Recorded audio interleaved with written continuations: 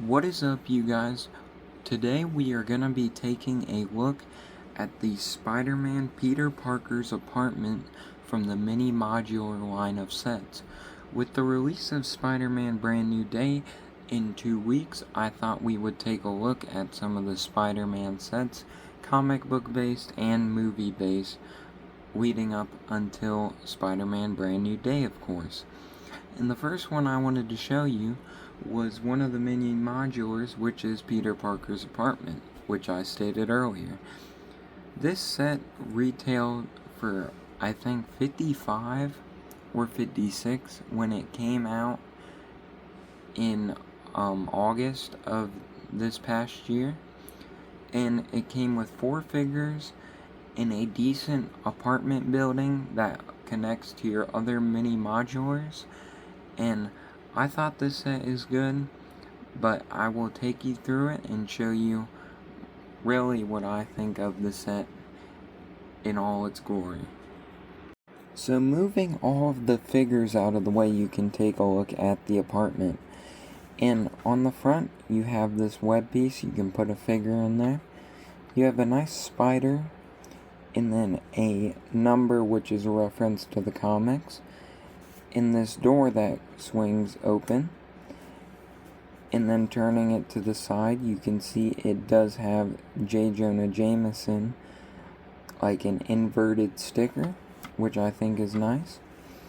You got some nice great pieces on the top and the bottom, and you have these holes that you can, I guess, connect figures to, like with the translucent pole pieces. And you can also put this grate from the top.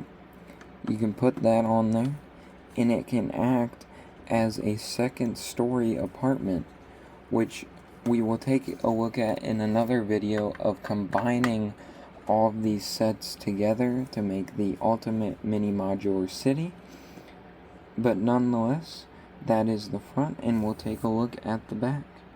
So taking a look at the bottom, you can see how you can disconnect those pretty easily. And in here we have some chairs, red chairs, and some cups where you can have Peter and MJ having a date if you want. There's some pizza on the counter, you can see there. This sink, which is a gold piece, which is pretty neat. And then a pan here, a whisk, and then these these translucent connections that you can put Peter hanging upside down, which I think is pretty cool.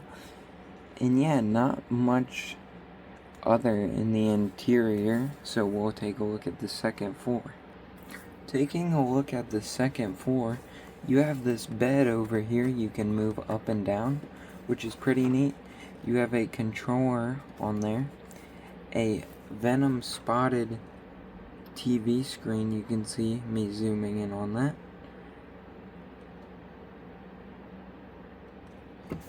And then you have this red chair, which you can swivel, like just like that. You can put a figure on there. You have this crate here, which you can put stuff in. There's nothing in there, which is weird.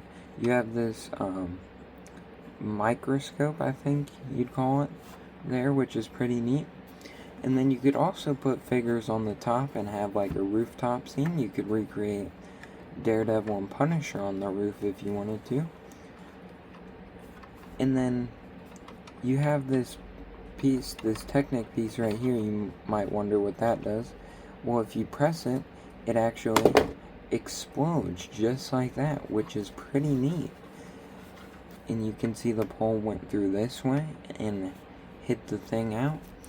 And what this is also for is you can take these fire pieces included with the set, and you can act like it's on fire, which is pretty neat. And I really like the design of that, and I think it works really great depicting this scene.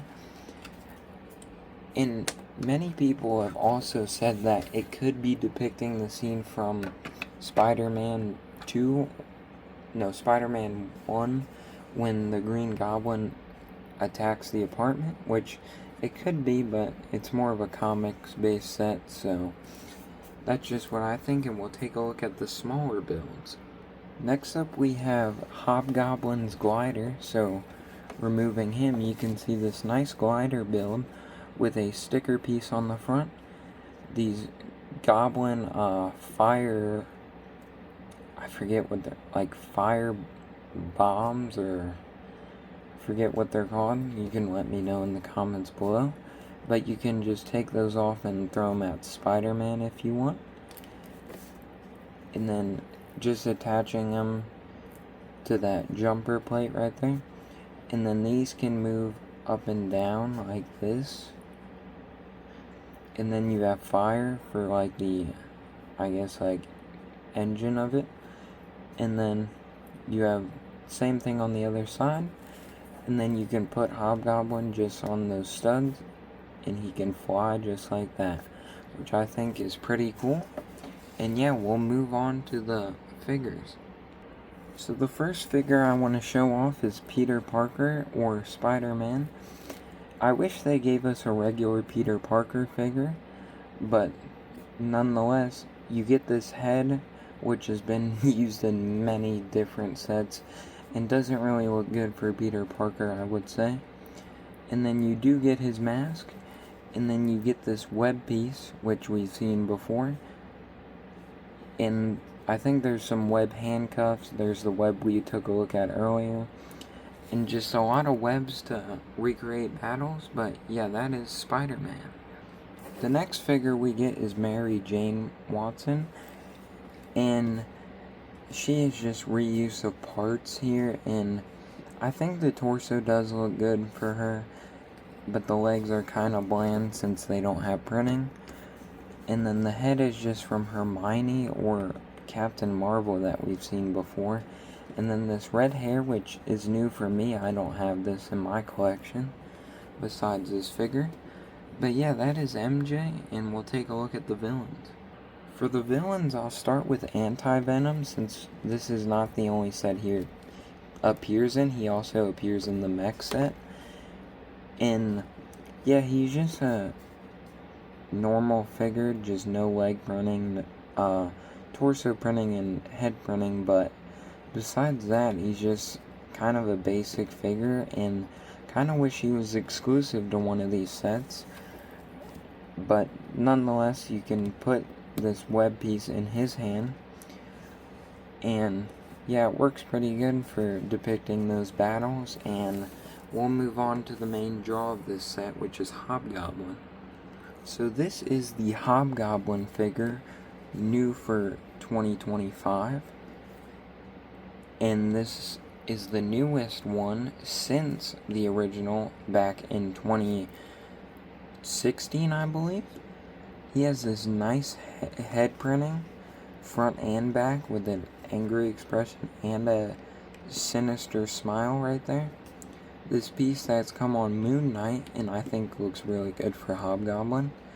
Leg printing, torso printing, and a new cape.